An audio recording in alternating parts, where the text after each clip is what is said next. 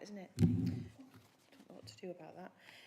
Thank you everyone for attending this meeting of Overview and Scrutiny Performance Panel on Thursday the 3rd of July. I'm Deborah Platt and this is Councillor Singh, the Vice Chair. When speaking, please do not obstruct your mouth to enable lip reading or the use of closed captions. Should they both be on? Is that why I've got an echo?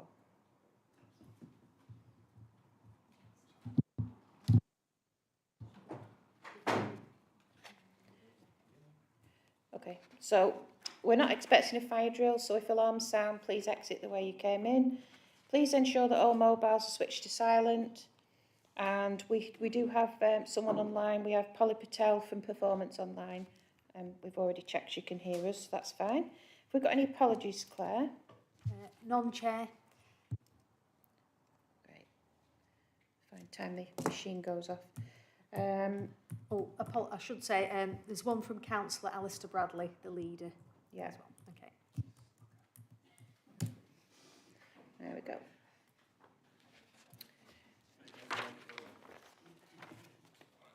Okay, so does anybody have any declarations of interest? We're just reminded that if it crops up any time, just put your hand up and shout out.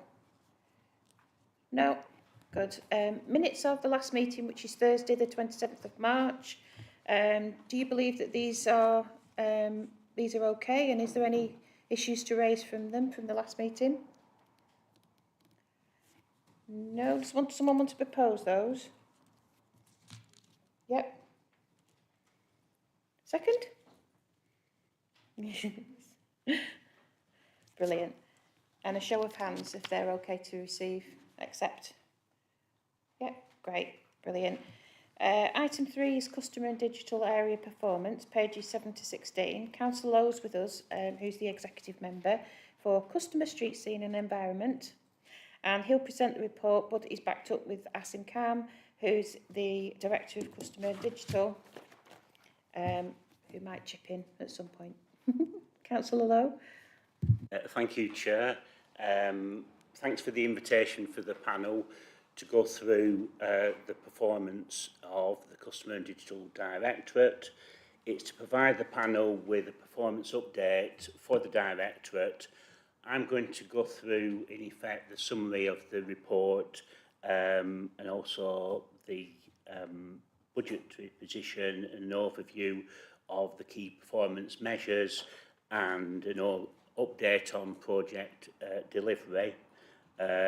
Any technical questions from members, not only have I got the esteemed director here, but also the head of street scene and the head of digital services who will answer any technical questions. So basically, it's been nearly 2 years since my directorate was last invited to attend, but that was because of you've been very busy with other directorates, and so that for just information purposes, the directorate covers customer services, digital services, street scene and ground maintenance, including waste management. If I refer members to paragraphs 10 to 20 of the report, that summarises each of the services that form the directorate.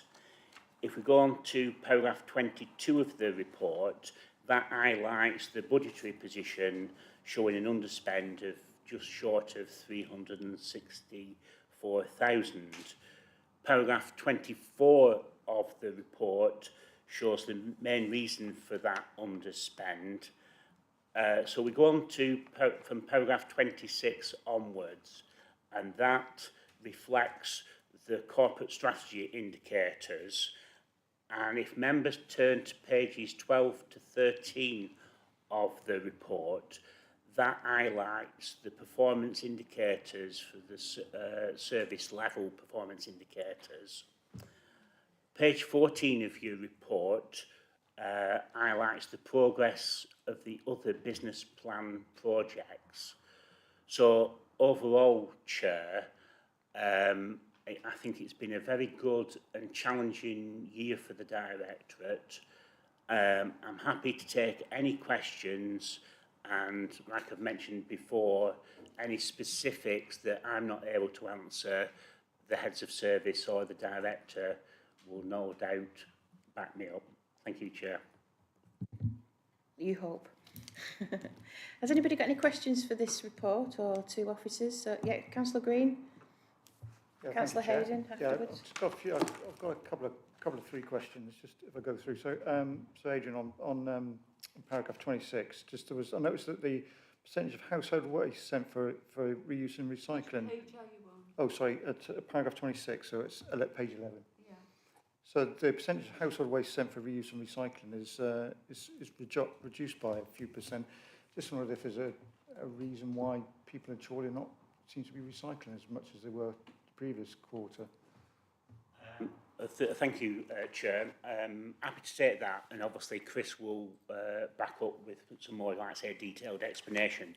I believe this particular target, you've previously, ONS has actually raised the issue about recycling rates. The problem is that the information that's supplied back from the county council is always delayed and therefore slightly out of date. If you look later on in your papers under the next item, under Councillor Wilson's item, you'll find that recycling rate is just above for the end of the quarter, for the end of the year. So this particular one, even though it stands at 41.8 against a target of 43, that is just for quarter four. But if you look at quarter one, quarter two and quarter three figures, that is above the 43%. And I think from memory, without reference to the later agenda item, I think at the end of the last year, I think it's 43.4%. But the answer to your question, unless Chris has got some further information, is a delay getting the information from the Waste Authority, which is the county council. And just a couple of other questions. It's, in terms of miscollections as well, again, that stands at 48 against 30 per 100,000. Is there anything that can be done? I mean, to Mention the page. yeah, sorry, Pauline.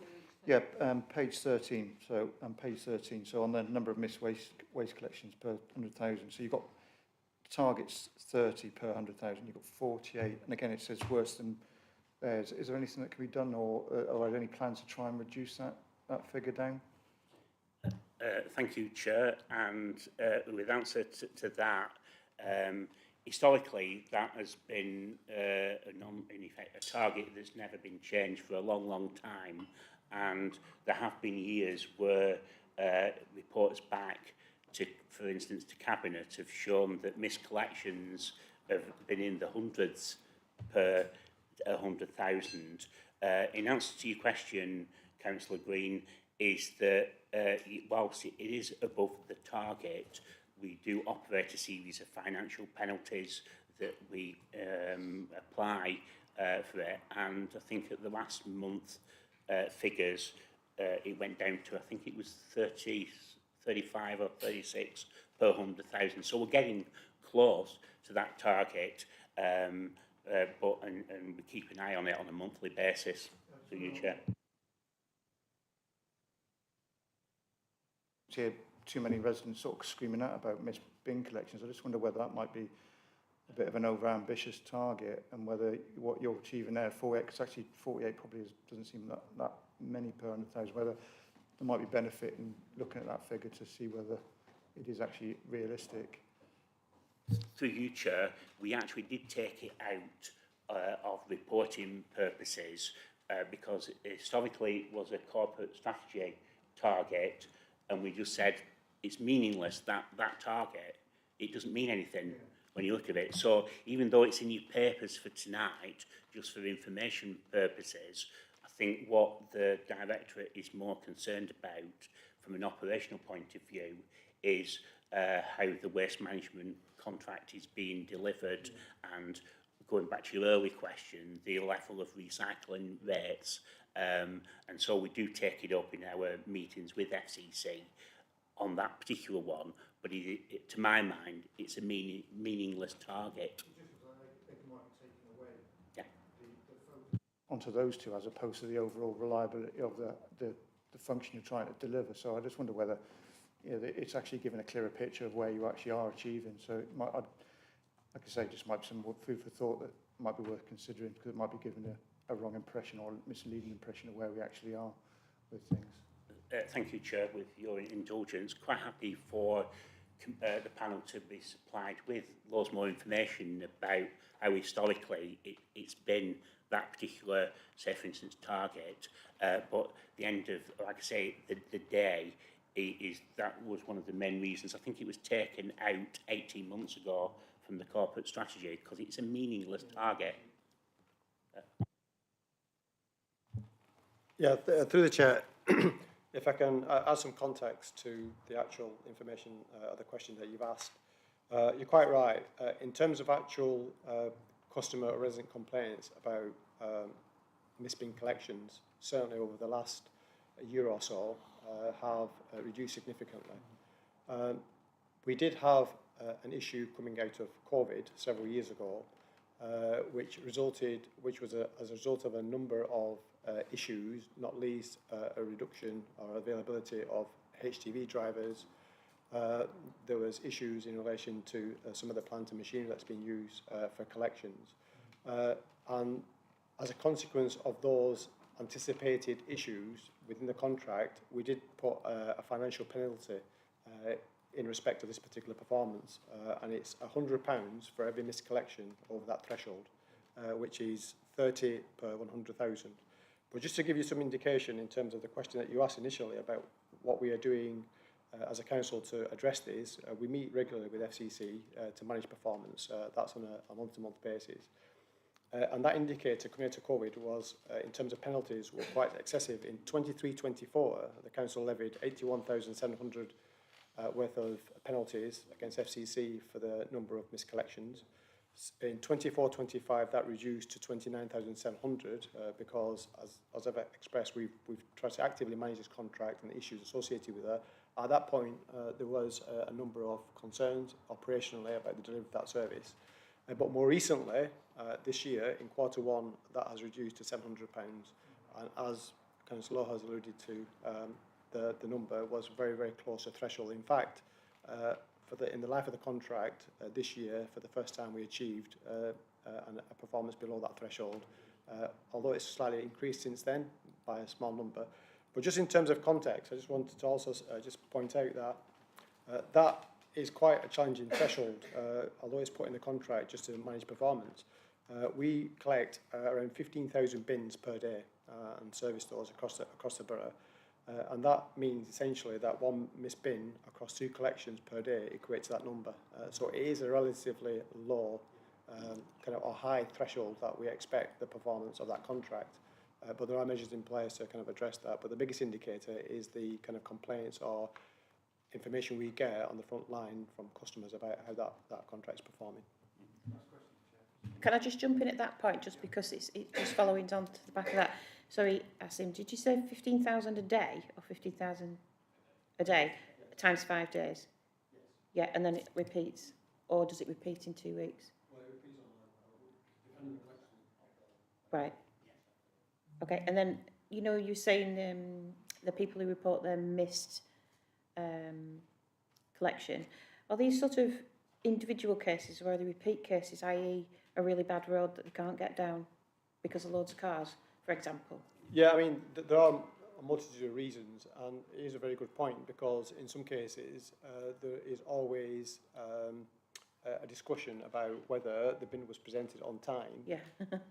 With residents about actually the collection and whether actually it was a missed, under the definition of missed collections, whether it was actually a genuine missed collection that the crew failed to collect, or whether it was to do with other particular issues. But we do try to be proactive. So if we feel that there is an issue in relation to road closure, for example, we do get communications out to say that we will put alternative collections in place, and that generally, in those particular cases, that is not necessarily as a result of the contractor or our partner, being responsible for the miscollection. Is due to other factors. So obviously the penalties in those cases don't apply. Yeah. But if it is a genuine situation where they have missed a collection, then we monitor those numbers and obviously charge per the contract. Brilliant. Sorry, Russ, No, back to you. Yeah, my last point in this section is just again on page 14, just around security, cybersecurity type things. So you've got your network security compliance, PSN, is amber, and likewise your development and implementation of your digital strategy 2025-28. Obviously, just the first one, given the significance of cyber these days, you know, it's amber at the moment on that front. I just wanted to give us a bit of background of why we're in the amber situation, and if there is anything we're doing to try and progress that. And also in terms of the digital strategy, obviously given that we're 6 months into 2025 now, I just want to see where we are with that at the moment in time. Can I just, before I bring Asim or Rob in, on the digital strategy, it was a slight delay in terms of the development and implementation of the 3-year strategy, primarily because of the change the previous head of IT left, and then the Deputy Chief Executive has taken over the development in consultation with Rob and the team. So we're hopeful that in a few weeks, whatever, that strategy will come and be signed off. On your first question about the PSN, I'll pass that over to Asim. Yeah, I think the first thing to say is to just reassure the panel that our systems are safe as the actions that we take to monitor those on a day-to-day basis. Public sector, the PSN security compliance is a requirement that the government impose upon us to ensure that the wider network is secure when we connect with them. And every year we undertake a penetration test, which is externally provided, and that alternates between suppliers. And essentially they try to penetrate the council's network, and as a consequence of that, every year when that assessment is undertaken, they provide the council with a report that identifies possible or potential areas of risk that we manage. And in some cases that takes an odd amount of time to complete, particularly when you're in a transitional arrangement, which the councils currently are. So we have we have a cloud strategy where we are looking at migrating some of our applications to the cloud, and as a consequence of that, any delay in that roadmap means that those applications reside on our existing servers, and some of those servers may have a degree of vulnerability. But those vulnerabilities, that risk is assessed and managed on a day-to-day basis. It's just a case of timing to ensure that we are in the effective management of that transition and manage any risks that may arise in the meantime. And then every year we undertake the assessment again, and each year it may focus on a different area. So this is an ongoing type evolving process. I've never known a year when recommendations have never been highlighted, as you'd appreciate, and because the sector and because the threat continuously changes, and this applies worldwide, we continue to refresh that and identify areas we could improve. And it's just a case of implementing that project. It is a reason why that's currently highlighted as amber. I'll be surprised, only because the threats keep emerging, technology keeps evolving. When that assessment is done, there's always areas for improvement, and we assess that depending on the risk, and we put into place mitigations to manage that on a day-to-day basis. And just in terms of your strategy, that's not the fact you haven't signed that off at the moment in time. That's not affecting the implementation of key safeguards. It's just a case of a formal sign-off process that's stopping that at the moment. That's correct. Yeah, the reason why the delay in the digital strategy is simply because we're in a position where we are resetting some of our focus. The big challenge over the last year or so has been to converge systems and platforms and networks between the two councils. And until that settles and those areas are complete, that will give us a clear indicator of where we're heading. And as the executive member has pointed out, that is due to be completed. There's a first draft of that being prepared, and it's just going through the final stages of approval, so that will be presented at some point. before Christine jumps in, it's just to follow up on that one. The local digital, no, what it's called, network security, no, hang on, development of the digital strategy, and it says 25 to 28. Is that like April or January, or does it not really have a set date? Because if it's April, it's really only a couple of months, not quite there, isn't it? Whereas if it should have been in January, it's a good few months overdue. Yeah, I suspect when that went in, the idea was that it would have been finalised and drafted and agreed prior to April, giving us a full calendar year. Obviously, we're in that, so we'll probably adjust that in terms of the actual. So it's not really that behind. No. Great. Councillor Hayden. Just a couple of questions. I think first one probably for Asim. Para 13 on page 8, where you talk about securing specialist skills for emerging technologies, and the rapidly changing digital landscape necessitates more sustainable service delivery. In what context is that, Asim? Well, thank you for the question, through the chair. Well, obviously we have a internal delivered ICT support and help desk, and all our staff are employed directly by the council. And one of the things that is clearly emerging is the trend for applications. Traditionally, they've been hosted on council servers, on council premises. And that move that we've undertaken in terms of our cloud strategy has meant that as most of the world is going, most of those applications are now hosted externally on the cloud or by private providers. And consequently, that means that we need to change our skill sets and develop people in different ways. And one of the key focus has to be moving forward is to maximise the use of the line of business applications that we have within each of the service areas. And each service area has specific specialised software that they use to manage that service. And there are quite a number of those across the council. And the cost of those services and that software is increasing exponentially, particularly following COVID, because most of those suppliers and partners recognise the value of the software and what that means to them in terms of achieving efficiencies for the organisation and productivity.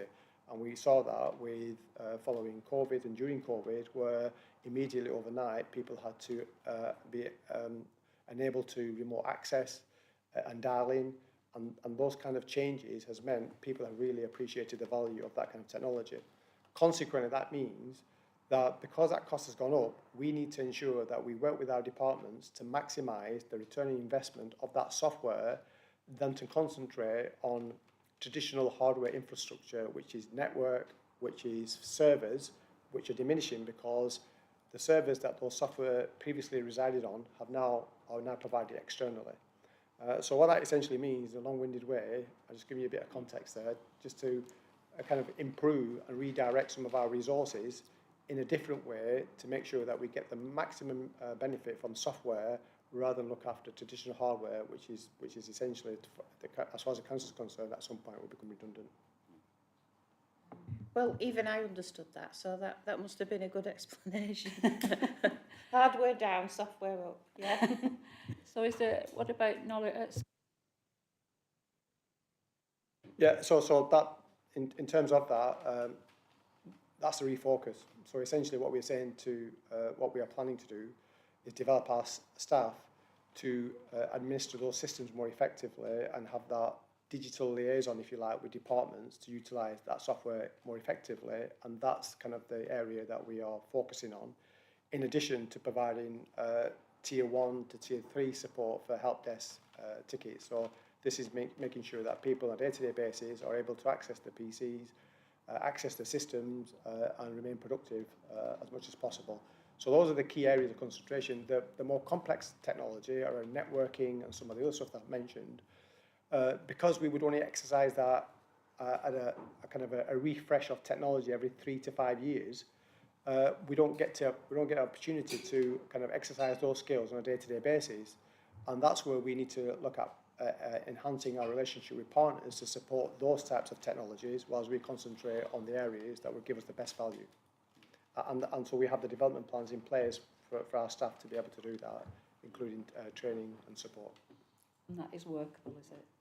That's okay. Yes, and we've seen a number of iterations in this area, so this would be the digital strategy would be probably the fourth or fifth iteration of this. So every time it comes out, that defines what we are going to be focusing on, and out of that will come kind of the skills gap, and then we'll say, well, actually, because we're moving in this direction, that's where the gaps are, and that's where we're going to concentrate on developing our staff and providing the training and the skills.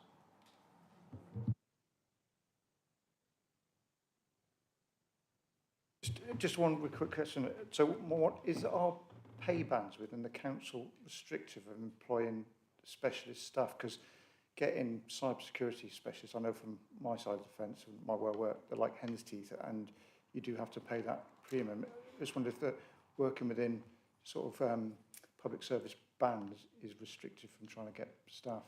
Yeah. So it's a very good point. And one of the things I should have said in terms of the previous question is that we have had our challenges recruiting staff. This is a very, very competitive sector where we have found it challenging to attract the right levels of skills, which in turn means that what we are focusing on is probably a better fit model for us as a local authority to concentrate on getting the more state of software rather than focusing on that complex technology. And so that was just in terms of the previous question, but moving on to the question that you just asked. Cybersecurity is evolving, and cybersecurity is an area where it is very, very difficult to attract staff. However, we are in a fortunate position because our cybersecurity officer is in this office, in this room, in this chamber, who is looking after the two monitors there. We're very fortunate to have our cybersecurity officer and hopefully retain him for the future. Councillor McGovern. Question on page 11 about your one indicator. It's a very simple question. It's just your first indicator is the number of customers satisfied with the service they've received, and it says polarity, smaller is better. So if I understood polarity, it's where you want things to be bigger or smaller. So you want it to be bigger. It's just a very simple question. Whether that's an error or whether there's some complicated thing that I haven't understood. I think it is an error. I think it should be bigger is better there, because you want a better service in the council. Well, you would imagine. I mean, 77% says poor, isn't it, really? But yeah, Councillor Lowe. I think that you're quite right, as certain members have said, in terms of that's just in effect a typo. Actually, it is bigger than better. And if members recollect, when there was an issue with general customer satisfaction, we slightly changed the setup, so we were only asking 2 questions rather than, I think it was 4 at the time, and it got all problematic, etc. So the indicator was changed, amended, but it should be bigger than better, but we slightly above the target for, which is a good thing for the council's services. If that's the case, why is the target only 70%? That's really low for satisfaction, isn't it? You'd expect more satisfaction than that. Would have thought so, but because of the different variety of in effect, comments and areas that the council covers, it's a judgment call as to pitch it at 70%, because you could put it higher, but if you get involved in complex issues, that there might be a level of dissatisfaction because you're not able to completely come to the complete satisfaction of the customer. So it's a judgment call, and I think we're guided by national indicators, aren't we, why we've picked that 70%. So the next one along, which is the percentage of service requests received, bigger is better because you're trying to encourage that line, as opposed to maybe someone knocking on the door telling you about things you would prefer to come online. Yeah, So you, the more online, the better it is. yeah, Yeah. that's Yeah. exactly the case, Chair, because we're trying to encourage all the way through more transactions online, which actually provides a more efficient service, although we do retain And tracking, a yeah. face-to-face personal touch. Real. Councillor Singh? Just to add to that one from Paul McGovern, obviously, the 70% target, are we saying then that's an average between the different services? Yeah, so the 70% satisfaction is the level of people who are satisfied with receiving that service. The target was 70%, and we've achieved just slightly over that by. Yeah, so the target's 70% there, so we're saying that's an average between the services.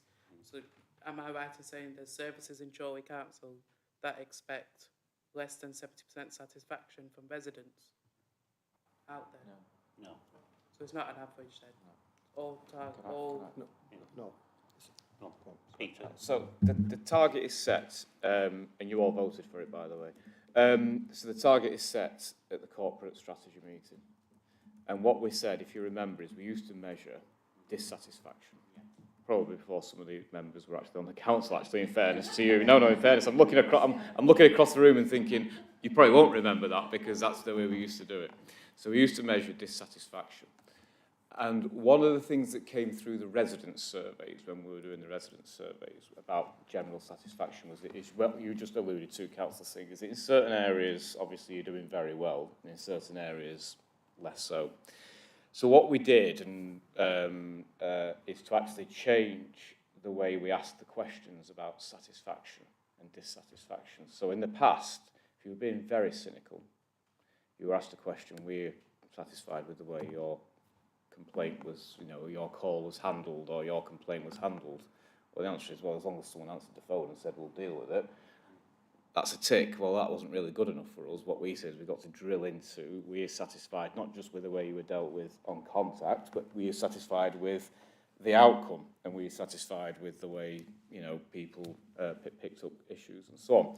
So that's why, to explain the 70%, that's why it's probably lower than you could, that's why it came down a bit, because when we were doing the analysis of the resident survey, when we did the analysis across the board, counselling, where you're absolutely right, because some satisfaction levels were lower in certain areas, 70% was seen as a reasonable level, which, when again compared to other authorities of a similar size and nature, is a more ambitious target than what we see from national indicators coming out of the local government association, etc. So we continue to perform better. If you would suggest that it should be higher, then always we aim to improve. So there's no problem with that. But what we've got to do with targets is, the risk with targets is, there's no point setting it too low and you achieve it too easy. There's no point setting it too high and you're never going to get there.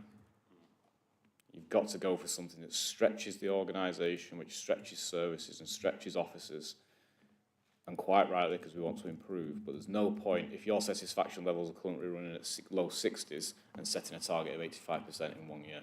That's just stupid. So we're not doing that.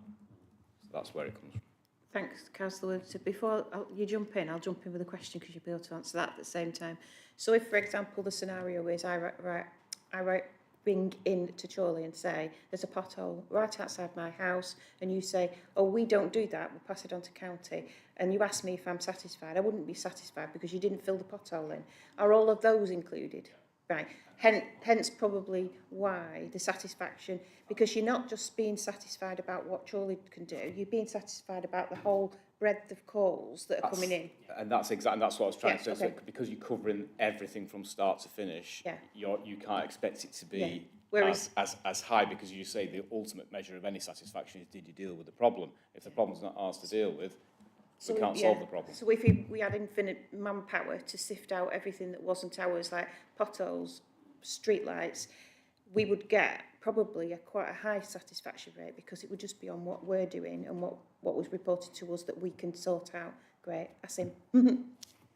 I think between you probably got to where I was heading. So there are two kind of measures. One is a borough-wide measure that the council undertakes in terms of resident satisfaction overall with council performance, and that's about how people feel about their environment and the areas in which they live. This is not that indicator. This indicator is specifically for my service that enables me to understand what is happening when we respond to inquiries that we received face-to-face, by telephone or online. And we measure that. Predominantly is measured against people who actually call us because some of the technology is coming on board. And we, as Councillor Wilson has said, we've reviewed that recently and tried to make it a little bit more succinct. So when people call, they get the option to leave, as people experience, and respond to a couple of questions. And one of those questions is around how we actually dealt with that call in terms of our professionalism, in terms of our courtesy, in terms of our knowledge and a variety of other things. So a couple of kind of areas that we try and concentrate on, and it's there to try and improve and be more responsive and understand what people are contacting us about and to be a little bit more reactive in terms of that. So it's a specific measure for my service. And the indicator is green. I know it's only marginally green, but it's one where we put in our customer charter, which we publish, and we are quite transparent in how quickly and how effectively we will respond to customer inquiries. It's mainly to, as I said, for me to measure my services, but it does give me a kind of a point at which we can respond and react. And the previous question about waste satisfaction, for example, you know, this is one area where we can very quickly sense that people are not happy with a particular area, that we can then target resources. The other point that the Chair has made is a valid one, where there are services that we provide that we are not particularly responsible for, or that we cannot influence, or it may be that we are, but it's not the outcome that people want. A planning permission, for example, the resident may think that actually they should have got planning permission. The answer may be that it was refused, and the overall response that we may get from that person is that they didn't get what they wanted. And so actually it's one of those areas where it requires understanding and measuring and analysing to kind of get a real feel for what's happening on the ground. That's excellent, thank you. Oh, who was first? Because I wasn't paying attention then. Right, okay, Councillor Hayden, sorry. Well, you're first then. Yeah. I was building on your question though. Paragraph 19, I think this might be Asim again. Sorry, love, you're having a bad night tonight. You've indicated that you've had some dealings with FCC, but you've introduced some new commercial terms agreed to with a view to improving performance. And can you just be a bit clearer on what that consisted of? What page are you on? Sorry, para 19 on page 9.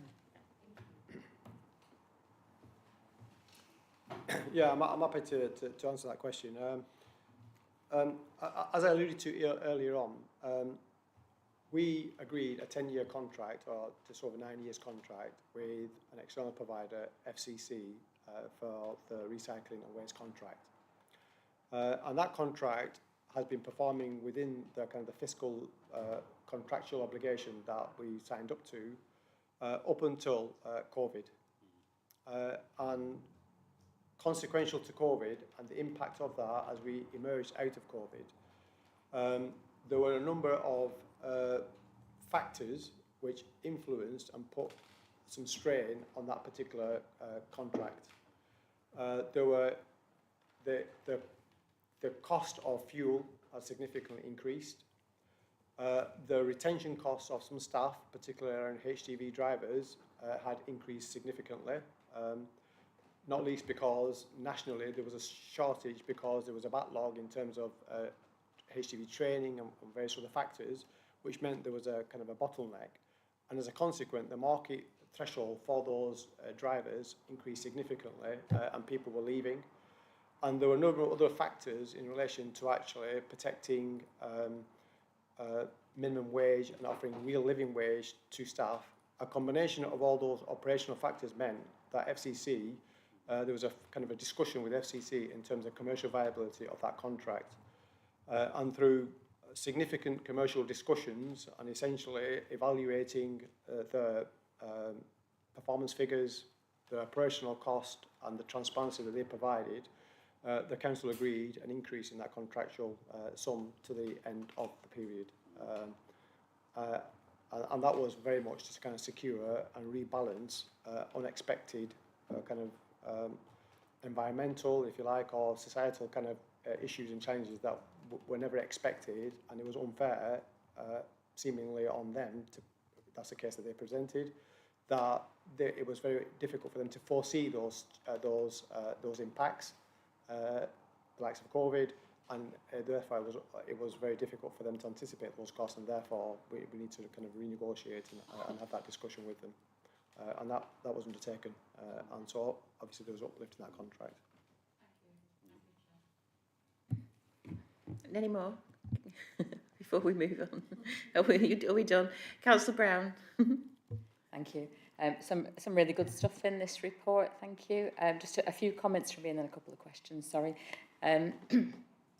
One is, I do think from the format of the report, it may be helpful just to have a bit more narrative around some of the indicators. So I accept we've got a lot of greens on there, but for the blues and reds, I think it would be helpful just to have a description of why they're and what the actions are. Because yeah, and that may help some of the questioning, because obviously we've got quite a few questions, but I think it's because it's not in the report. So I think that would be helpful. I accept your point that the performance framework targets were voted through, but I have got a couple of questions on them. I do see this as a learning opportunity, because when you are in this forum, it just begs a few more questions that in the cold light of day we might not understand fully. So just on page 12, if we start with the shared digital services, the total visits to Chorley Council website, taking the point about targets need to be a bit of a stretch and to get further, but our target is 320,000, but Q4 last year was 903,000, and we're currently at 1.3 million. I think maybe that target might need to be revised, and I don't remember us having a specific conversation about that when we voted them through. Just further up from that then, the contact centre inbound calls answered is showing as green, but there's a 30% reduction in the target and a 30% reduction in previous performance. So I don't fully understand that. Are we showing green because we reduced the target to 55% when previously we were at 82.5? So I'd like to understand that. I do think for future performance, and we've had a bit of a debate here about customer satisfaction, etc. At Shared Services Committee, we also had a similar conversation about abandoned calls being on here as one of the indicators, because that is a real 5 minutes is still a long time to wait for a call to be answered, and whether or not the call has actually been dealt with formally. But the sweet spot here is if people hang up, they're not happy. So I do think that abandoned calls is, and I know the system can get us that, so I would like to see that. I do have another one. Shall I just go for it? I'll just go for it. Right, so you mentioned earlier about Councillor Green's questions. You said a comment that a better indicator is the complaints data rather than, I can't remember your question actually, sorry. Forgive me, where is that reported? Can we see the complaints data? And oh, it's the bin collections, wasn't it? Is that in a different forum? That's probably my understanding, but if we have that complaints data, should it be part of the performance panel for us to see? Thank you. Through the chair, yes. So certainly in terms of the last question, certainly we can provide that information. There is a fine balance. That number will be significantly lower than actually what is generally accepted as complaints, because it depends on your definition of complaints. So the kind of the formal process is where somebody actually is genuinely aggrieved and feels that there's a degree of maladministration, or actually there's a technical issue with the way the service was delivered. And those kind of complaints come through a variety of different formats, through the Ombudsman, through the MP's office, and it's usually where people are disgruntled or dissatisfied to a degree where they feel it necessary to actually accelerate or demand a higher level of kind of scrutiny or inquiry into that kind of complaint. And that's what we kind of monitor, because you will get a number of people who will come on to visit us and contact us who may be dissatisfied with the degree of service, but it's generally something that we can resolved quite quickly, and in the majority of cases, it's a misunderstanding or it's something that we can kind of respond to and actually address. And it's just getting the kind of the numbers right in terms of the definition of what a complaint is. But certainly I can provide that detail, both in terms of contact and both in terms of formal complaints which have gone to the Ombudsman or come via formal channels. I think response times to complaints is a real good indicator as well, isn't it? For even if the people don't like the answer, at least the response and being listened to is an important part of that. So if we had that, that would be helpful. Yeah, through the chair. So we have a formal complaints process that we adhere to, where we are clear on the responses that we're going to provide and when those responses will be provided. And ultimately, if the resident or the complainant isn't happy with the council service, they have a right to go to an independent assessor, the Ombudsman, and have that independently looked at. So that is kind of well documented, and that is available for people who wish to escalate their complaints. Just in relation to one of the other questions you asked around performance in terms of contact centre inbound calls, this is down to how that information is presented, which I kind of picked up prior to the meeting this evening. So the column on the right, the trend, is actually for the quarter of 23-24, and that's the reason why that figure is higher than it is for where it says quarter 4 under which is 58%. That is actually in month for March, and it's actually comparing. It's not comparing like for like, and I can follow up with the actual correct information, which I thought I did have with me, but I seem to have misplaced it. Could I just come back on that? If it's a percentage, it wouldn't matter if you were comparing quarter to month. So it's a percentage of calls answered within 5 minutes. You could do 1 day, you could do a month, you could do a quarter. Are you suggesting we get faster at the end of the month to get that number up? But the volumes are significantly more. So depending on... Shouldn't matter on the percentage though, should it?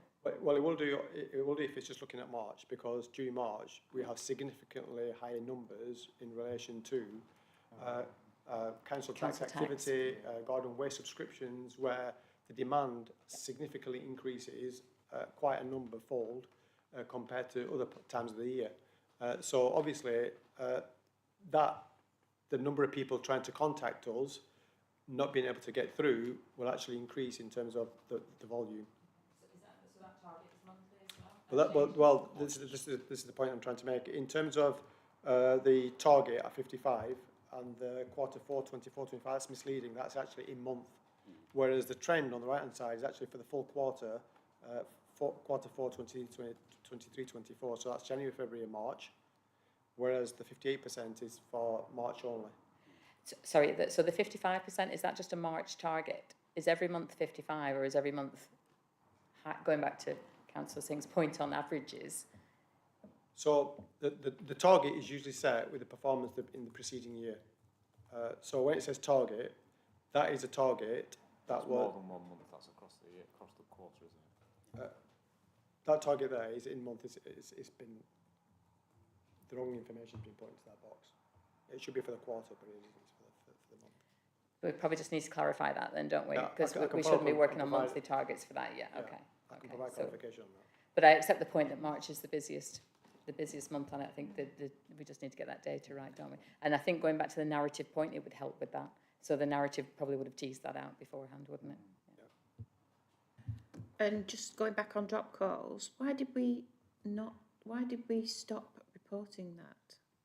I seem to remember years ago we used to report dropped call numbers, and then that disappeared. Why did we stop doing that? Can we remember? In terms of abandoned calls. Yeah. So as part of the customer charter that was presented to Cabinet for approval, I think the kind of decision that we arrived at was that when we analyse the reasons why people abandon calls, it is not always necessarily because they're unable to get through. More and more, when we analyse that data, there are reasons beyond the fact that people are just frustrated about the inability to have somebody answer the call. It could be that they've been distracted. It could be that they're working from home and the doorbell's gone and they've had to attend, so they've cut off the phone call. And there's a multitude of reasons, and it was actually misdirecting the resources to try and address an issue which ultimately is better analysed by the dissatisfaction and performance of the call and the interaction that people have when they get through. If that makes sense. Yeah. So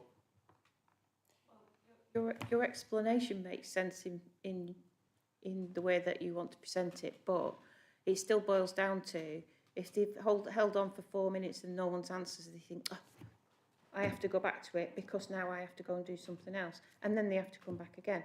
So every drop call ends up coming back to you anyway.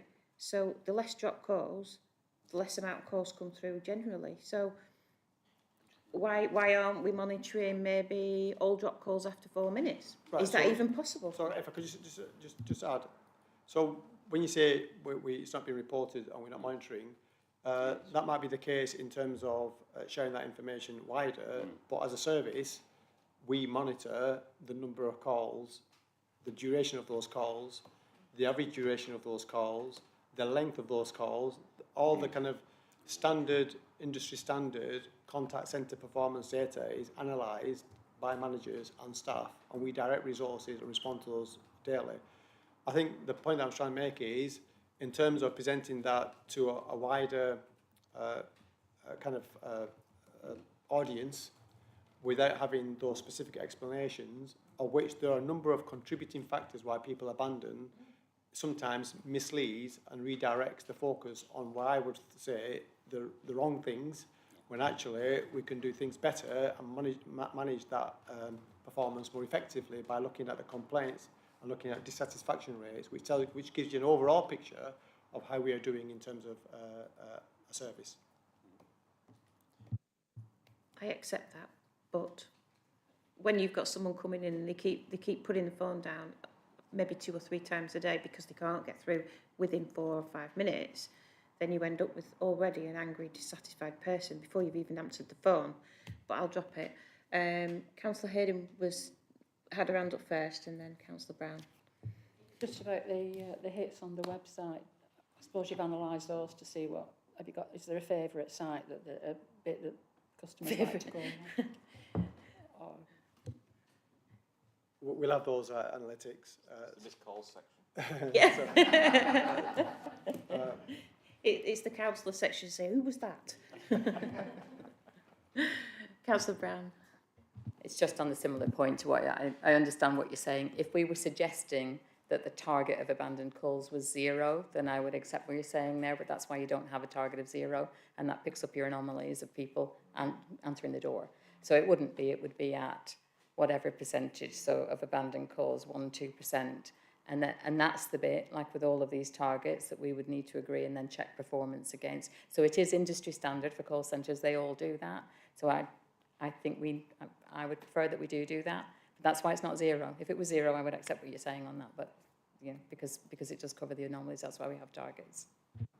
Yeah, noted. I don't want to give the kind of the perception that actually this is sensitive information that's not available. If it will help the panel, I'm more than happy to share that. In terms of the period you wish to look at. The point I'm trying to make is we do capture that information and we do use it to improve services. It's just not shared a wide audience, because sometimes I think people look into it in a way that might not be necessarily helpful in terms of what we're trying to do as a local authority or as a service provider. If you look at some of our performance and you compare that generally with the kind of the private sector, and your experiences in getting in touch with your mobile service provider, your internet service provider, your utility provider, I think we offer a compelling service if you look at some of the performance and some of the data. But I accept that if that's something that you feel will be helpful to share, we're more than happy to do that. Just going to say as a quick follow-up point, I can testify in terms of the information is there. It's where actually it's come, and it's useful when it comes to like this performance panel to drill down on specific questions. but I can testify from my monthly team meeting, I've got it in front of me in terms of the abandoned coal rates, etc. And so any information that you would like, it can be done. Just a couple of other quick points.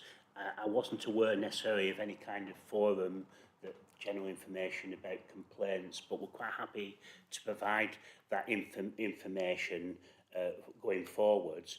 And then just the first point I think you made, Michelle, in terms of the format of this kind of report, bearing in mind, I think, previous reports that have come to your panel in terms of it's a judgment call about how much information is put in and also how much information would be relevant, because colleagues in customer service, the contact centre, reams and reams of information might be useful for some members, but you might be completely bored stiff if you get all of it. So we're quite happy, and we take on board all the comments, Chair, and it's useful to have this kind of discussion on these specific issues, and we'll supply you with the information. Yeah. I think it's comforting to know that it's all looked at, monitored, and then acted upon, even though it's not reported on in this format. The fact that you have got that data, Asim, and the fact that you do look at it, and then you say, why has that dropped, or why is that raised, whichever way, and then actually go and look at it and sort it out and try and improve it. So I think that's comforting, and like I say, any specific information, I'm sure they'll be able to get it for you. But you'll have to map it out for them and not just say, I want it all, because you won't want it all. Any more questions? Oh, yes, sorry. I forgot.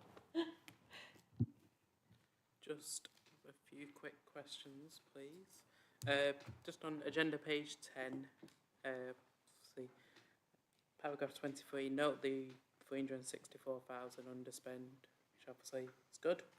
It's good news there. Just being as an auditor and being a public service, you do wonder the underspend with being a public service, is there's some drop in the efficiencies or controls there, so I hope that's not the case. But moving on to paragraph 24, we note that the net underspend on the staffing costs is achieved from the shared head of services post. Can you let us know, is that for the foreseeable future? Is that going to remain, or are we going to keep it shared?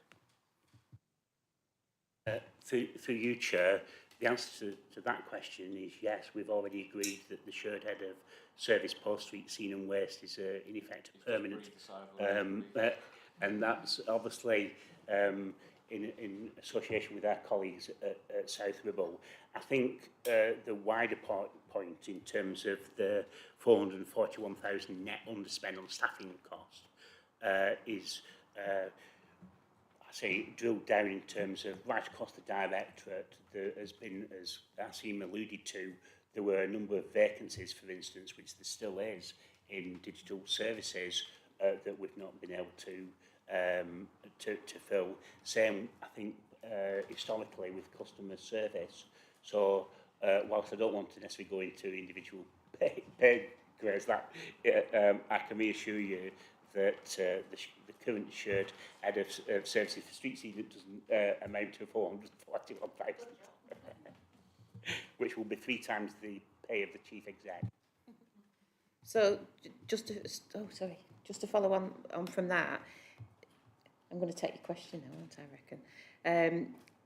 The shared service part of the head of service, which is now shared, presume that gets taken out of the budget. The half of it half of that head of services pay gets taken out of the budget for next year. Hence, they get a lower budget because of that. It would be, and obviously, Asim might like to say, correct me, in terms of our colleagues at South Ribble, because it's a shared post, they would obviously adjust their budgetary position accordingly. And so, Asim, do you want to add anything? Yeah, so that you're quite right, Chair. That would have been taken out this year. This is in relation to the position at Q4 24-25. Oh, so this year it So- won't be in there. They won't Yeah, be in there this okay, year. yeah. As accountants are very astute, and that would have been removed. Yeah, no problem. That's not a revenue recurring cost. Councillor Singh. No, that's okay, thank you. Just on agenda page 11, the table obviously for under 26. We talked about the survey before, and you mentioned that we did the survey, the resident survey. Just two questions from that. Could you let us know, obviously, when did we do it last and when the next time's coming? But also, we do the survey on the telephone calls, but do we do the survey online as well after people have done their whatever they needed to do online? Thank you for the question. I'll pass you on to my colleague who will be able to help you with the wider survey. Thank you. It's the last resident survey was done in January 2024. We do them every 2 years, so we're due to do one in 2026.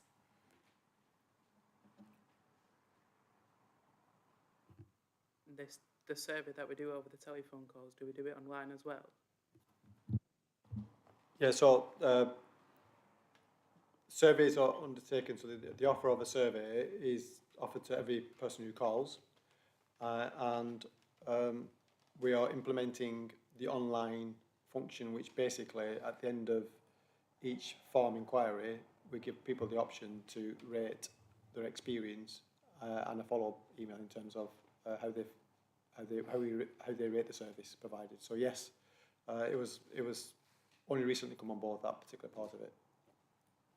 No, that's good to hear. Obviously, I think we should push that as soon as possible and as quick as possible.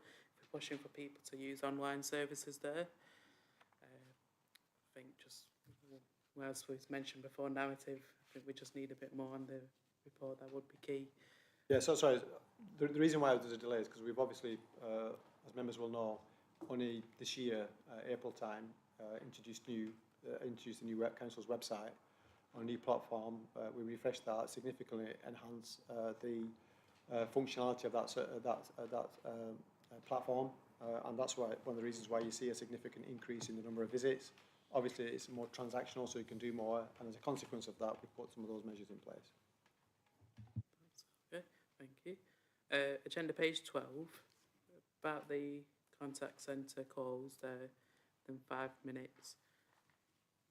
Can you just reassure us that you're not putting pressure on the officers in terms of answering the calls where it's the case of quantity over quality? You don't want the officers answering calls quick as possible, giving a poor service and then moving on to the next one in order to achieve that 5 minutes. Through the chair, 100%.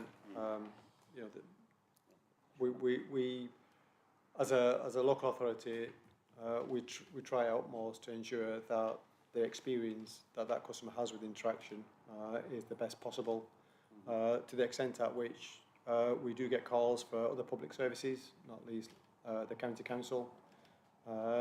We have calls where it's not necessarily clear about land ownership, and we try our best to respond to those queries.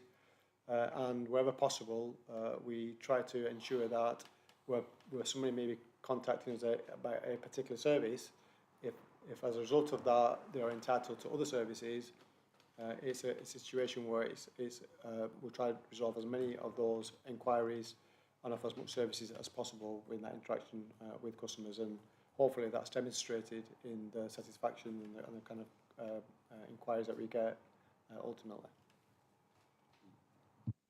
No, that's okay, that makes sense. Okay, understand that there. That's fine. So, just following on from that one, so say if somebody rings, if we can point them in the direction of online, I'm assuming we point them in the direction of online to save it, that's fine. That's okay. I'm assuming it was just an isolated case, because I had a case, I called up myself, the customer services at lunchtime. Obviously, as you know, at lunchtime you're struggling for time, you have about half an hour to yourself, and picked up the phone. Not sure if it was within 5 minutes, I can't confirm that at this point, but was told to go online and everything, which I did it online, but the phone kept rejecting my response, kept saying the address was incorrect, to which then somebody then didn't call me back the next day. I had to ring up myself, which I thought was a bit poor, but I'm assuming that is just an isolated case in that one. But like you said, you've reassured us that obviously it's not quantity over quality, which is nice to hear. So just my final question, moving on from that, agenda page 13, the garden waste subscription income. Obviously, bigger is better. I understand that. Obviously, you want income to be bigger, which is fine. Just slightly below target, which that's all. Do you understand? It's not miles off. It's not. But just that trend, where it says worse than Q4, should that not be better then? Because it's higher than that figure. Through you, Chair, yes it is, and could I obviously just point out to members in terms of when you get reported back for, in effect, next year, because of decisions taken by Council to increase the subscription rate for garden waste, we're anticipating instead of an income of 960,000, it'll be 1.02 million, and so you may find on the current that we may not necessarily achieve that, even though my colleague, the exec member for resources, says that the £6,000 or 5,000 in the scheme of things was a good performance. But yes, I take your point, Councillor Singh, that it was worse than the previous quarter for 23-24, and possibly because we set a new income target, it may be worse when it's reported back in 12 months' time, but that is the decision that members took. No, I understand and I note your point there. Obviously, if we can just update that trend to show better, then that'd be good. But like I mentioned before, 954,000 compared to 960, we're not miles off. It's £6,000 here and there. That's okay. But just on a side note, just want to obviously point out the percentage of litter bins emptied on time. That I think obviously we're higher than the target, so I think credit needs to be shown to Chris there for achieving that. I know personally myself, when I email Chris, he gets it sorted on straight away, so appreciate that. Thank you, Chris, for that. Can I just very final point on make, Chair, going back to I think an earlier discussion, is one reason as well why we changed the targets for certain categories, because we wanted to make them more challenging, and so it's good, and the appreciation to the team that deliver this service.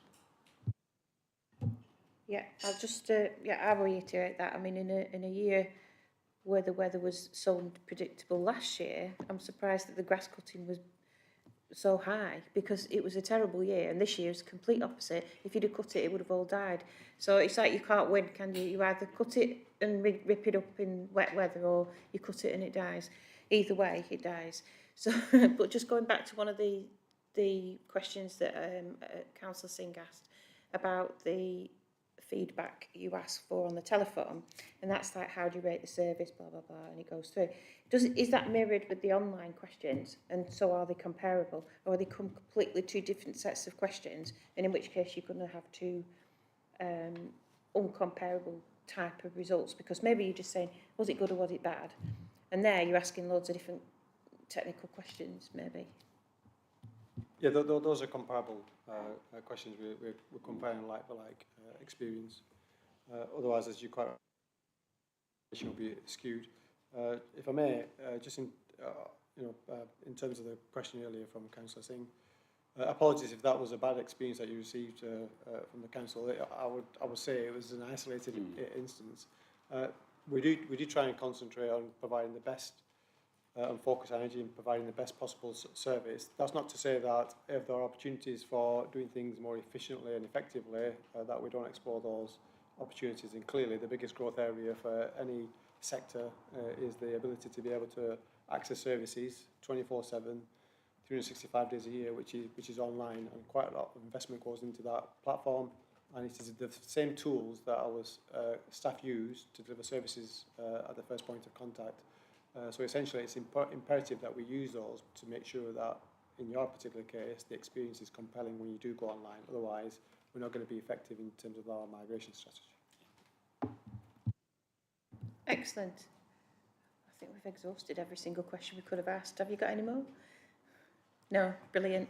Right, so I just hope that all councillors will note the report and thank the executive members and other staff and officers for attending and answering all our questions. Yep, brilliant. Thanks very much. I feel like we should end now because that took so long. So item 4 is Chorley quarter 4 performance monitoring report 24-25, which is page 17 to 40. Executive member for resources will present the report, and we are going over to Councillor Wilson first, are we? If you like, you're chair. You tell me when to speak and I'll speak. Speak. Okay, so as Councillor Lowe did earlier, I will just attempt to give an overview of the main contents of the quarter 4 report and some of the highlights contained within it. So in terms of the overall performance, as it says at the beginning of the report, that is very, very good, with 95% of projects rated green or complete. 89% of the corporate strategy measures, again, on target, and 83% of the key service measures, again, performing on or above target or within threshold. So, as I say, overall, that is a strong position to be in. In terms of some of the highlights in the report, I think it's worth just focusing on the work on the bus shelters in Councillor Lowe's team. That is a 5-year programme to install 83 bus shelters. We have done 72, so we're well, and that's after year 3. We're only in year 3, so we're in a very, very strong position there, being well ahead of schedule, which is good. The draft consultation on the local plan concluded, and I think it says in the report that's due to be submitted to the Planning Inspectorate. Just to update the meeting, that has been submitted to the Planning Inspectorate, so now we enter that process where the Inspector looks at the plan. That's essential for the reasons we all know, in terms of ensuring we have house building that's manageable in the future.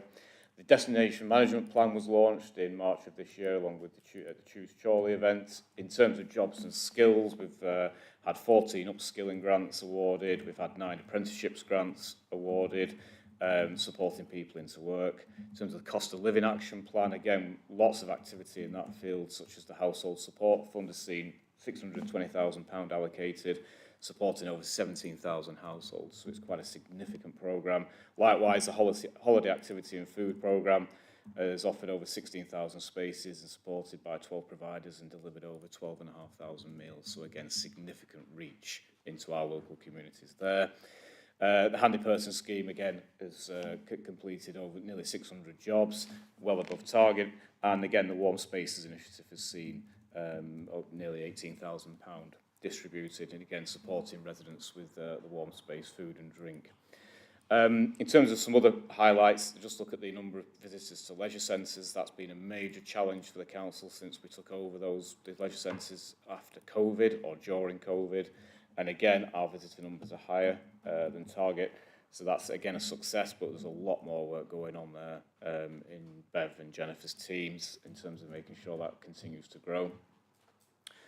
The overall employment rate is performing above target, and the number of projected jobs created through council support or intervention, again, is performing better than target. So they're the sort of highlights. They're the best parts, rather, out of the report. I'll just turn to the areas where, again, performance isn't either on track or slightly off target.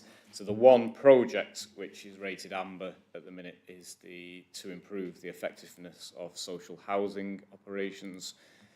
This largely down to the software being used by Select Move in terms of the actual selecting and shortlisting of people for properties. That has been a nightmare now for about a year. We've been in a position where we have had to take a lead in terms of manually doing that operation, which clearly isn't sustainable in any shape or form and not fair on the service users. So I know that officers have been meeting. We've been working with Preston Council as well, and we've been meeting with Select Move and as well as the organisations involved. And there is obviously, as it says in the report, there consideration of legal action. But I'm sure if members have questions on that, Councillor Howarth will be happy to cover that. In terms of the measures, we see the percentage of NEETs, so that's 16, 17-year-olds not in education, employment or training, again, is off target. We have, I know, had some interesting discussions in the past about NEETs, but we do see that off target again, which is disappointing. We are continuing to work through the LCC Youth Futures, and more recently, a new pilot commenced at the end of May, which is working with 6 schools in Lunshaw College, specifically identified at targeting NEETs. Obviously, it's too early to say what those outcomes will be, but we do hope that it will bear fruit. But again, as we've discussed in the past, there's that package of work which looks at NEETs as they are coming to that age bracket of 16, 17, and then there's a whole other body of work that you potentially do much earlier in an individual's life, because we've already shown from lots of research that it's quite not easy, but it does stand out. Perhaps certain individuals end up being NEETs even at a much younger age, and therefore do you target that with your resources in the future to stop the problem, you know, in sort of 10 years' time. In terms of median workplace earnings, compared to the North West average, we see that isn't, we are off target there.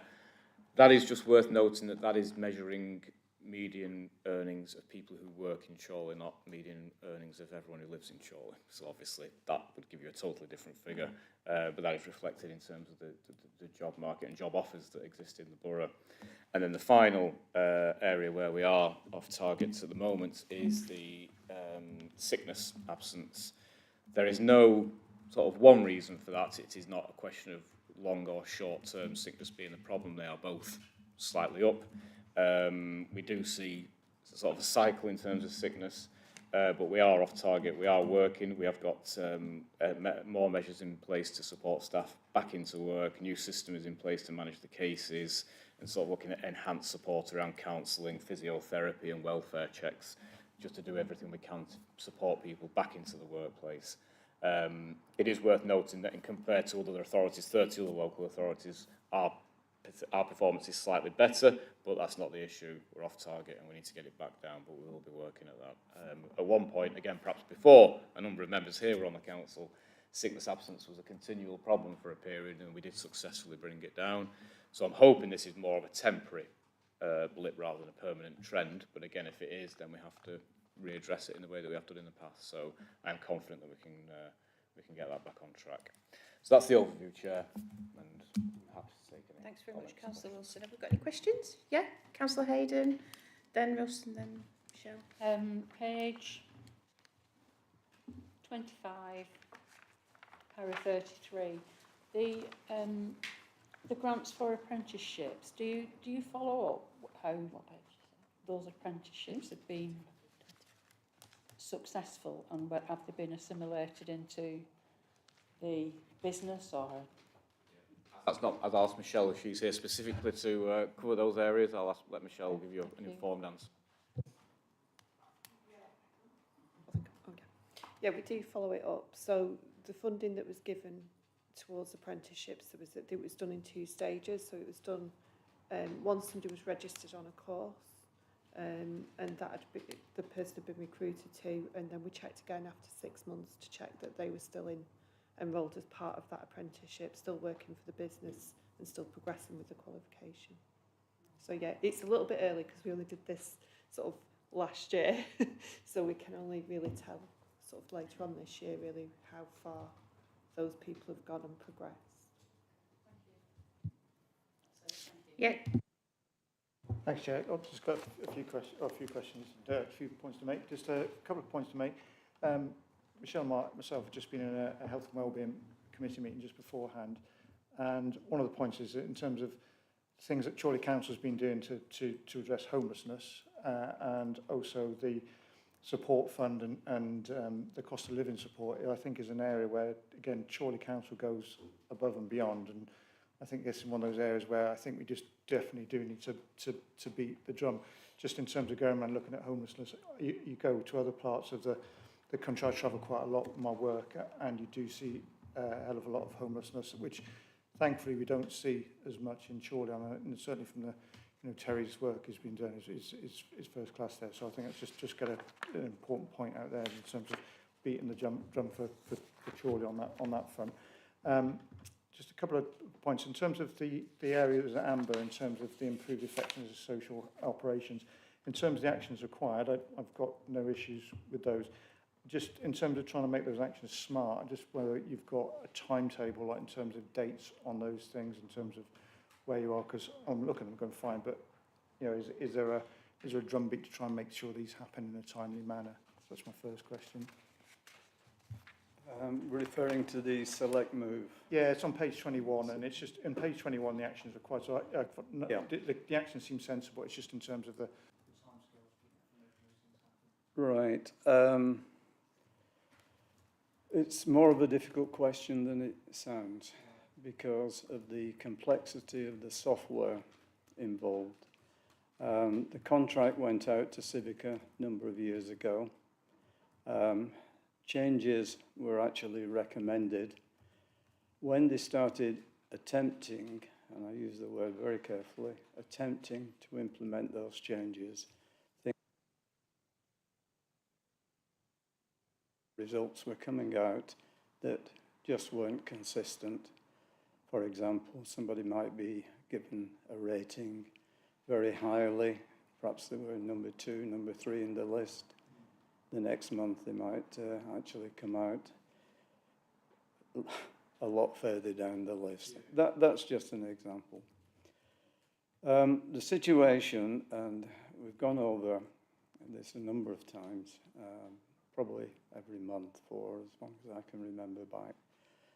How strong can we take the action without scuppering ourselves in the process?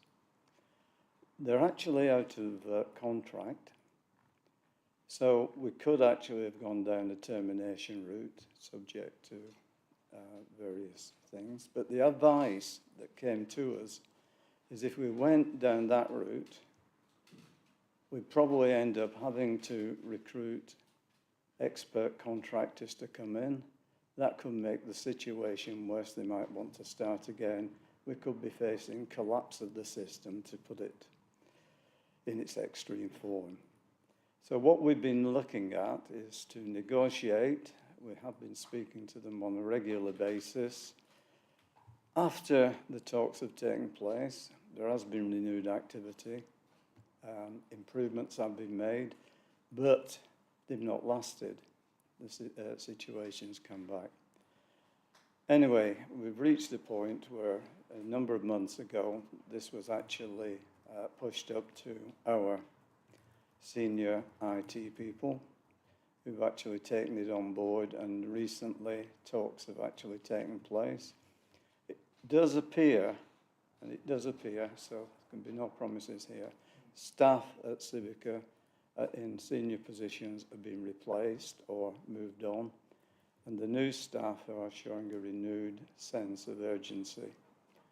And I went to a meeting yesterday, and it's hoped, I say this because I'm not making any promises, it is hoped that very shortly, within weeks, that the situation can be resolved. Without knowing the complexity, the inner workings of the system, it does appear initially they didn't go deep enough to restructure the system. They attempted to modify it rather than what I would say would be rebuild. So we've moved on. We're getting promises from new members of staff at Civica, and things look promising that we might get there shortly. Thanks, Tate. I'm happy with that. In terms of other questions, in terms of on page 25, an enterprise and economy and with vibrant local centres and urban rural areas, the project says about targeting jobs and skills, and it mentioned about feedback was received from 17 businesses. And, you know, obviously feedback from businesses is good. I just wonder whether anything could be done to get more feedback from just 17 businesses. It just seems, obviously, the amount of businesses in Chorley, whether we had a sufficient enough widespread and population of businesses there. So I just wonder whether, if we're doing further feedbacks, whether we can do anything to drive out further feedback from other companies. I mean, I think again, I'll let Michelle come in, but I think generally we do a lot of, well, we're trying a lot of engagement in terms of this, Russ, and this is one of the things we got from the Choose Chorley events and from other business events we've done, is this gap between skills in the area and what businesses need, although it can be sometimes quite specialist, I think, you know, in that sense as well. But I know we do work on that, and I don't know again if Michelle's got anything more in terms of specifics, but I know that we do try and do more engagement on that. Yeah, just to follow up on that, so this was just a specific survey that we did around skills gaps. It did go out, it was on the website, so it was an online form that people had to fill in. We sent it out through our regular business newsletter, which we send out every month. We put it on social media posts, which we use regularly to promote it. It was additional, it was quite lengthy, and it was specific to try and identify what those skills gaps were and what the needs of businesses were. We were quite disappointed in the response. We promoted it at everything we went to, all the individual meetings, etc. So there wasn't really much more, I think, that we could do in terms of an online survey. It's just that businesses tend to be very busy at the minute. So it was additional. That doesn't mean that that's the only information we've got around skills gaps. So in future, I just wonder whether we could actually maybe select some and go directly to them and ask them if we could have feedback, you know, go from a small business like a news aid, or right the way up to a big employer, like whether we can actually go to those businesses. Could you specifically provide some feedback? If you know, just whether we could do that to try and get a bit more engagement. Yeah, we can do, and what we've actually done since that survey is that we've actually set up a bit of a network of businesses.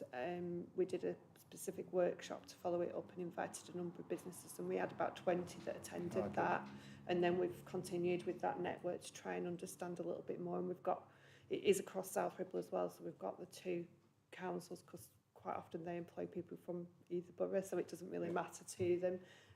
But we've got a range. We've got people like Leyland Trucks there. We've got the hospital there, and then we've got like your smaller businesses, almost like one man band type business as well. So we've got some really good information from them around what we're doing.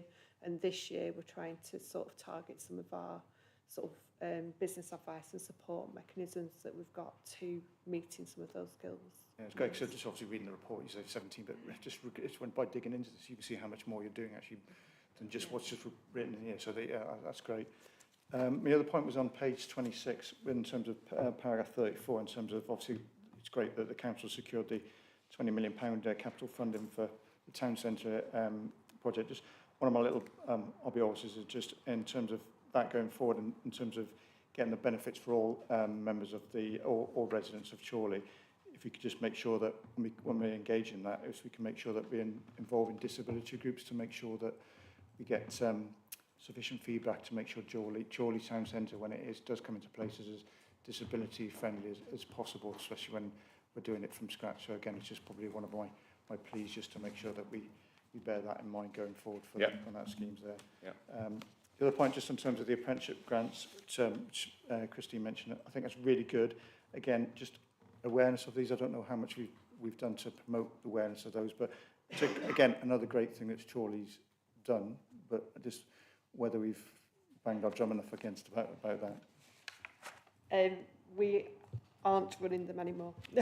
So they were funded through UK SPF last year.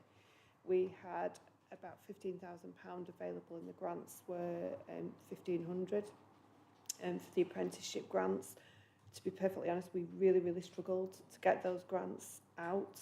Businesses were quite reluctant to take on apprentices, which has led to all the work around the skills in terms of trying to understand why. We did some awareness sessions. We brought some support in from training providers, but also in terms of Lancashire County Council as well, and they've got a specific apprenticeship person. So we had lots of advice, but we really struggled. So in the end,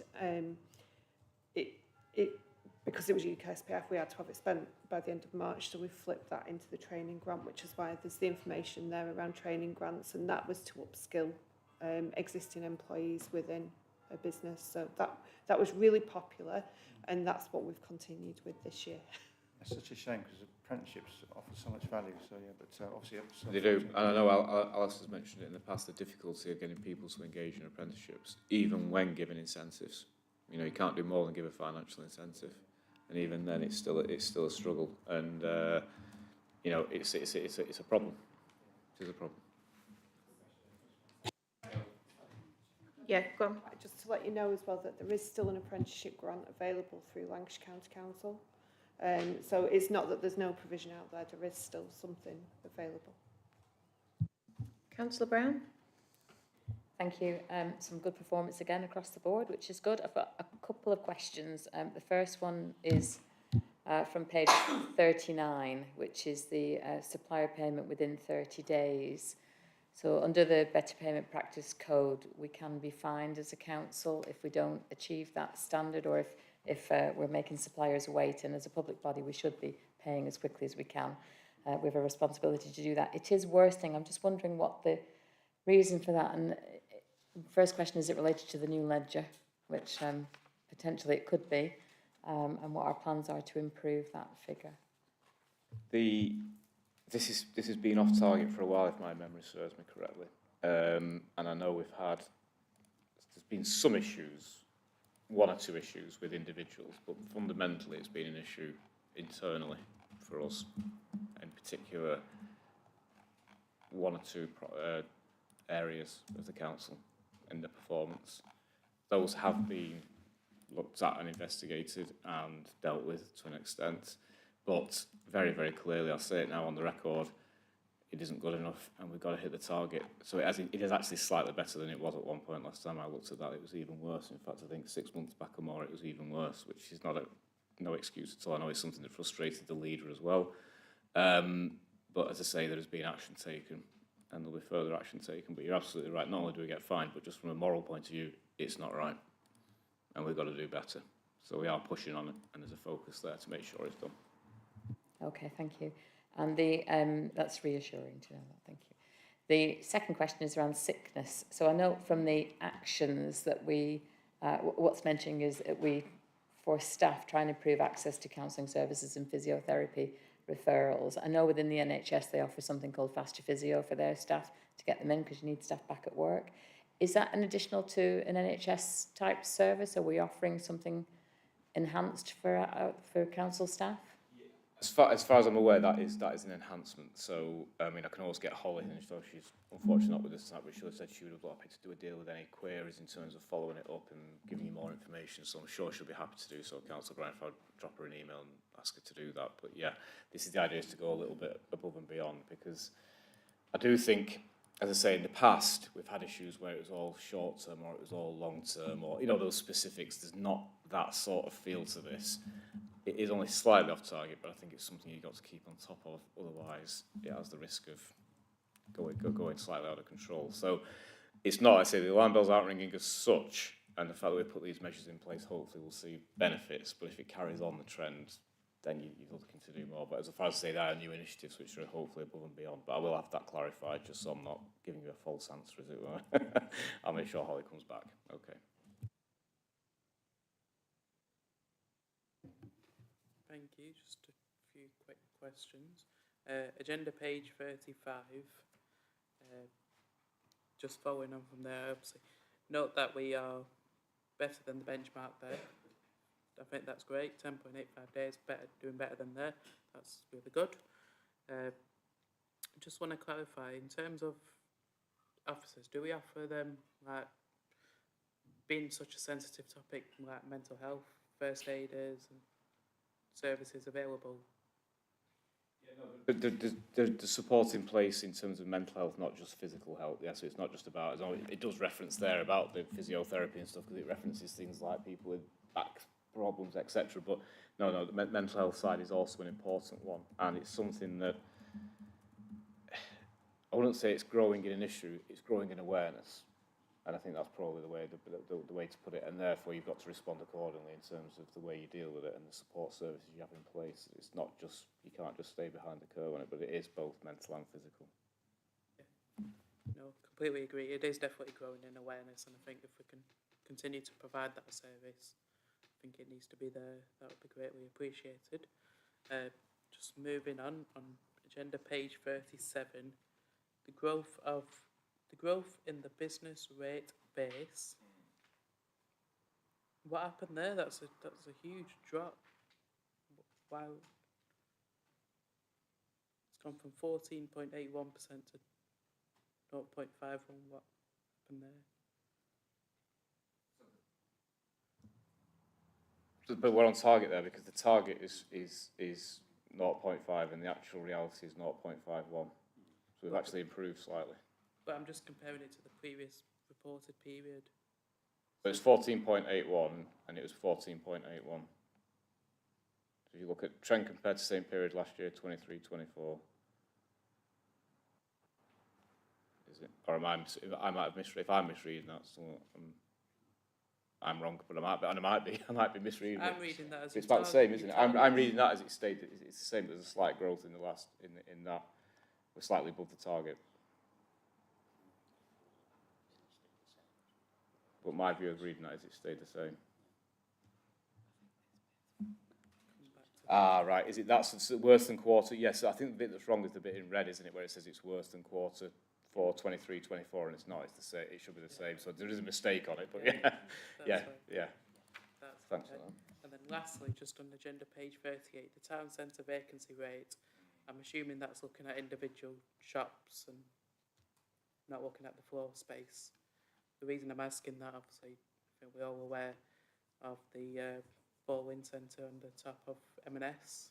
Is there any progress on that? I know last time we brought it to the meeting, Councillor Bradley mentioned that there's a few bids. Just wondering if there's been any progress on that one. There is. The last that I was updated, Councillor Singh, which was a couple of weeks ago. So if I'm out of date, I'll apologise now. But the last I heard is that we were in heads of terms, I think, with at least one, if not two, and therefore it is moving on. So I don't think it. Hopefully, fingers crossed, it won't be long before we're making announcements and it's over the line. But yeah, it's important we get those people in.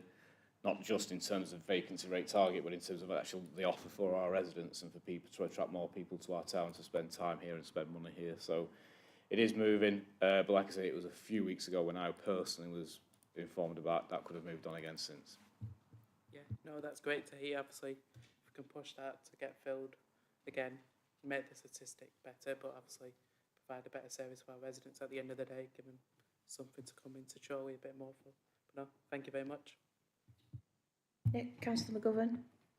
Oh, a really quick question, just about page 33, and it's just your median earnings. A very, very small question, just clarification.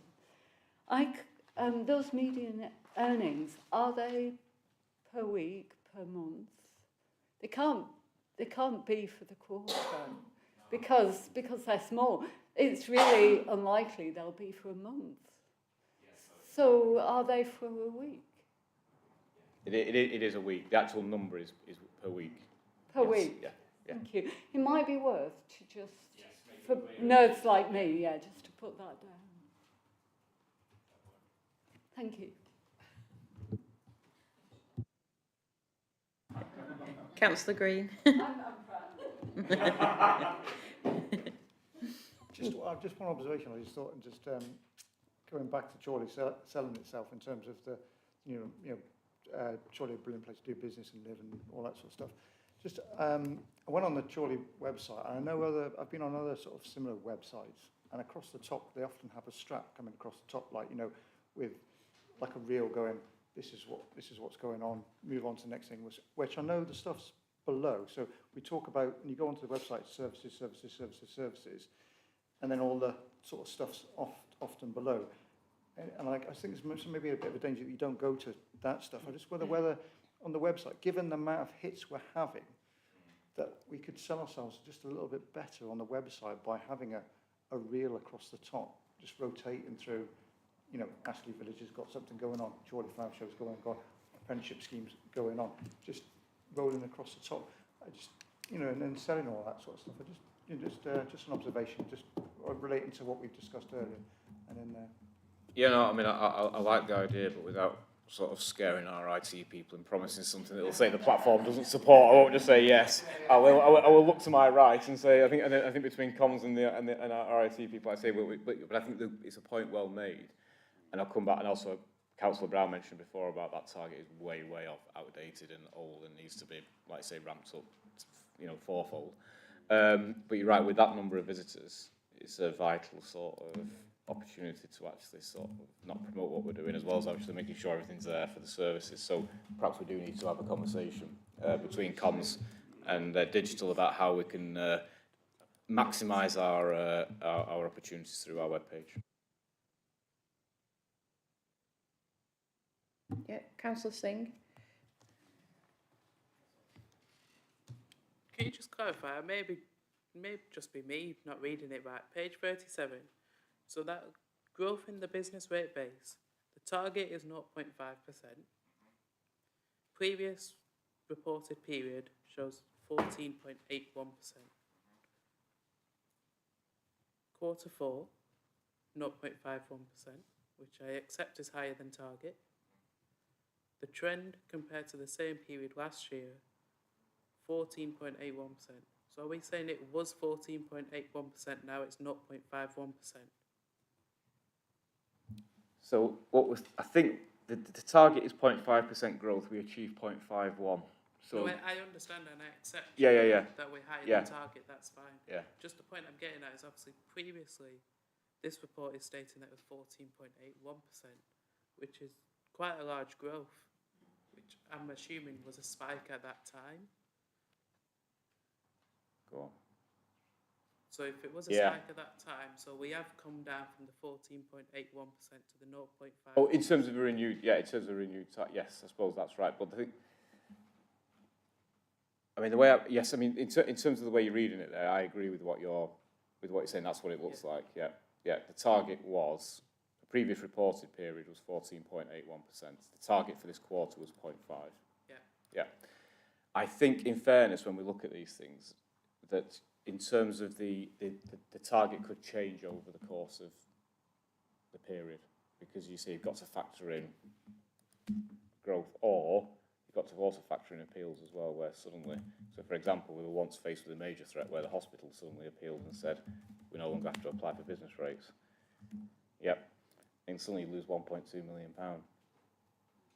And that can go the other way as well. So there's a number of reasons, but in terms of that, let's find out, can we find out, I'm looking at Caroline now, she's making a note, so can we find out precisely? Because I'm reading it the same as you. One side was saying it's growing, and the other side was saying exactly it's gone down. So let's find out for certain and then clarify it. Yeah. No, that's great. Thank you. Do we have any more questions on the quarter 4 performance monitoring? So what are we doing with this? Are we noting this report and thanking the exec members for their attendance and all their answers and all the things that they're going to take away with them and come back to us with? Great, brilliant. Date of the next meeting is Thursday the 2nd of October 2025, 6:30. Thank you all for attending. Good night.